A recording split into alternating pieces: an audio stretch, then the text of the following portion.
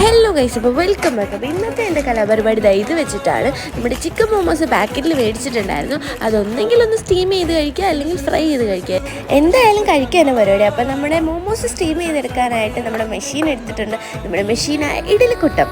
അപ്പോൾ അതെടുത്തിട്ട് ഓരോന്ന് പറക്കി വെച്ചിട്ടുണ്ട്. ഇപ്പോൾ ഇത് കാണുമ്പോൾ നിങ്ങൾ വിചാരിക്കും എനിക്ക് വട്ടാണ്.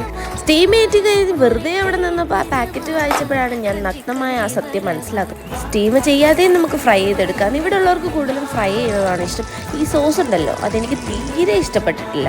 അങ്ങനെ പിന്നെ ഫ്രൈയും ചെയ്തെടുത്തു, അതുപോലെ സ്റ്റീമും ചെയ്തെടുത്തു. ഇതാണ് നമ്മുടെ മെയിൻ പരിപാടി. അവിടെ ഫുള്ള് വൃത്തിയാക്കണം. ഇരുന്ന സാധനമൊക്കെ ഇരുന്നിടത്ത് വെച്ചില്ലെങ്കിൽ ഉമ്മ എൻ്റെ കാല് തന്നെ ഒടിക്കുമെന്നുള്ളത് കൊണ്ട് ഉമ്മയുടെ അടുക്കള അതുപോലെ ഞാൻ വൃത്തിയാക്കി തിരിച്ചേൽപ്പിച്ചിട്ടുണ്ട്.